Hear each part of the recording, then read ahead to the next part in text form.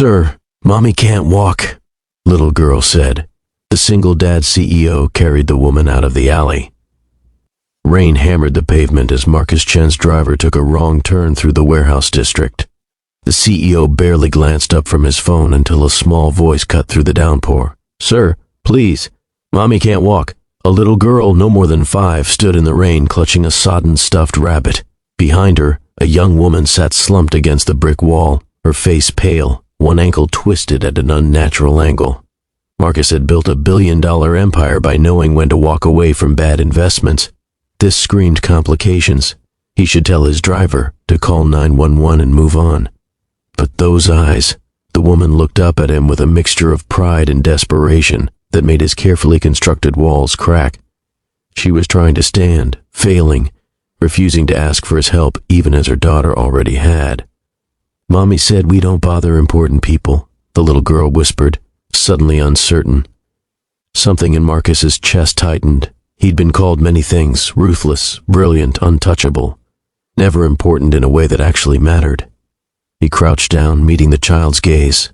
"Your mommy's wrong about one thing," he said softly. "You're not bothering me." Then he stood and did something he hadn't done in years, acted without calculating the cost.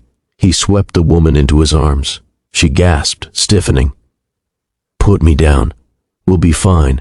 You can barely breathe," he interrupted, nodding toward her daughter.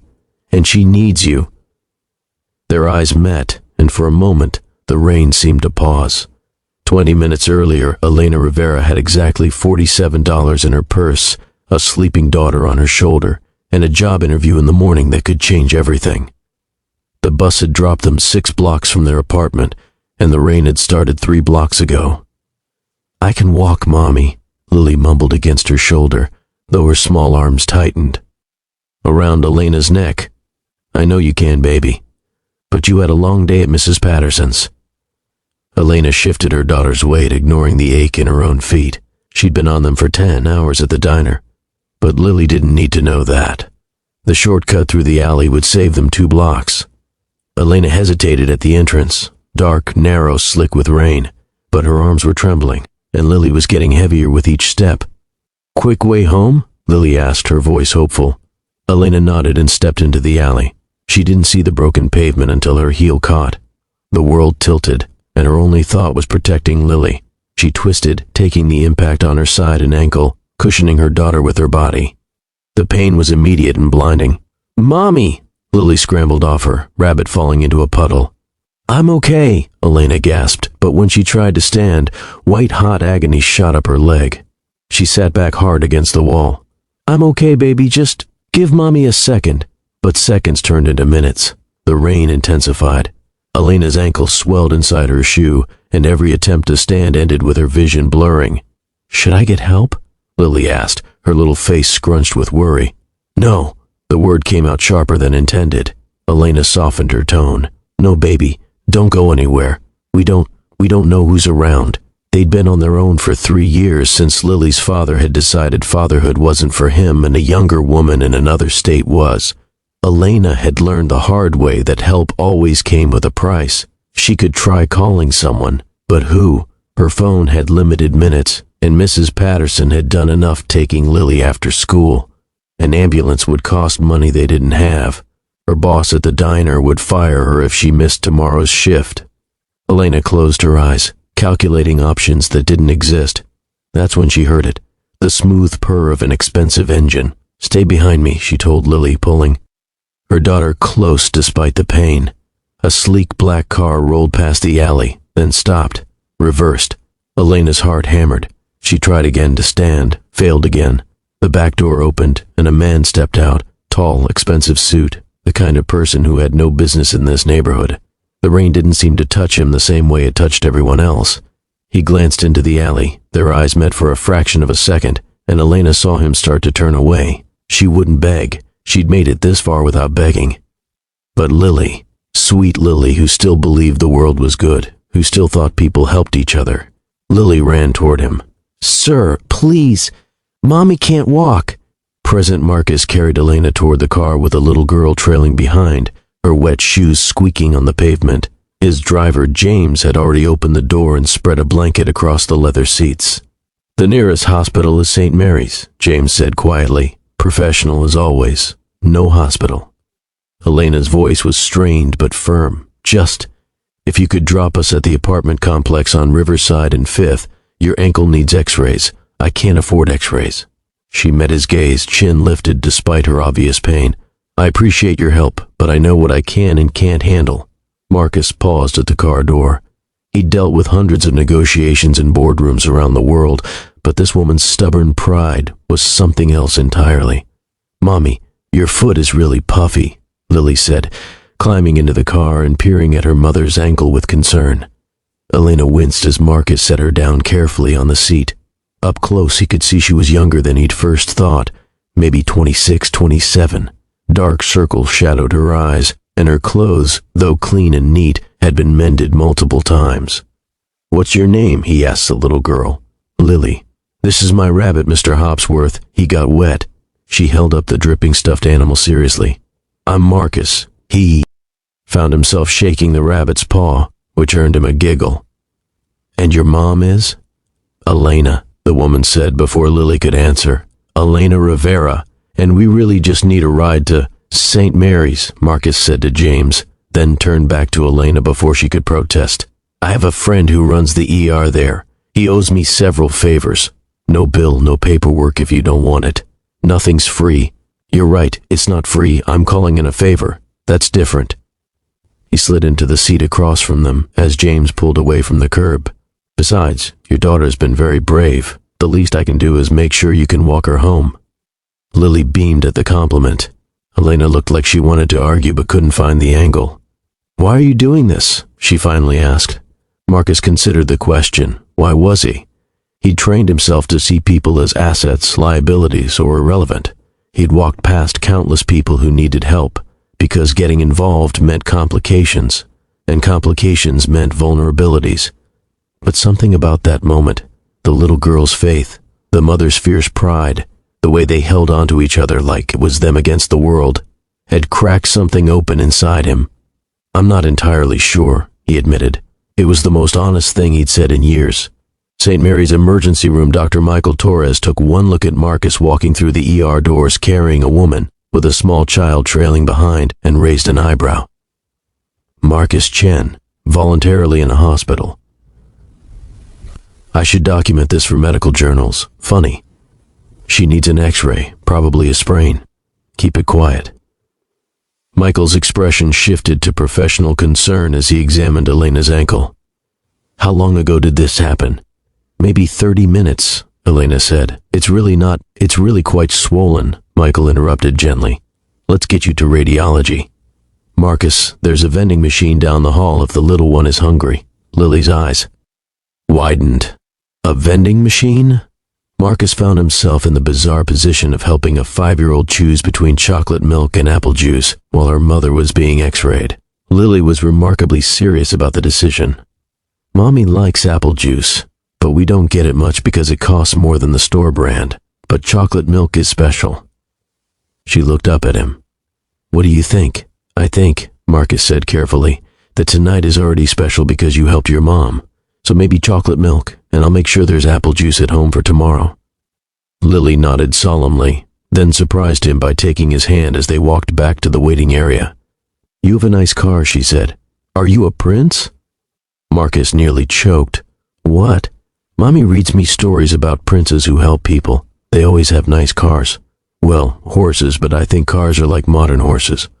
I'm not a prince, just a person who happened to be driving by. That's what princes always say." Lily swung his hand cheerfully, completely convinced of her logic. When Elena emerged 40 minutes later on crutches, with a wrapped ankle and a prescription, she looked exhausted but relieved. "Severe sprain, no fracture," Michael reported. 2 weeks on crutches, ice and elevation. I've written instructions." He handed Marcus a folder pointedly. "Make sure she follows them." "I'll be fine," Elena started. "You'll be fine if you stay off that ankle," Michael corrected. "Otherwise, you'll be back here in a week with worse damage. Trust me, I've seen it happen." In the car, Lily fell asleep almost immediately, curled against her mother with Mr. Hopsworth tucked under her chin. Elena stared out the window, her jaw tight. Riverside and 5th? James asked. Marcus watched Elena's reflection in the window. She was holding herself together through sheer will, but he recognized the edge of panic in her eyes. Tomorrow was probably going to hit her like a truck. Medical bills, missed. Work, logistics of caring for a child while immobile. Elena, he said quietly, what were you supposed to do tomorrow? She didn't answer for a long moment. Job interview, marketing position at a tech startup, real hours, benefits, future, the kind of job that would mean Lily doesn't have to worry about whether we can afford chocolate milk. What time? 9 a.m. But I'll reschedule. You'll make it, Marcus interrupted. Give James the address. He'll pick you up at 8:30. I can't. Yes, you can. Consider it part of the favor. He held up a hand before she could protest. You help me tonight too, even if you don't realize it. Let me return the kindness. Elena studied him with those fierce, intelligent eyes. How did I help you? Marcus surprised himself by answering honestly. You reminded me that some things matter more than being cautious. The apartment, the building, on Riverside and 5th had seen better decades. Marcus carried Elena up 2 flights of stairs despite her protests while James helped Lily.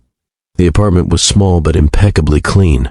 A worn couch with colorful throw pillows, children's drawings on the refrigerator, books stacked neatly on a shelf made from cinder blocks and boards.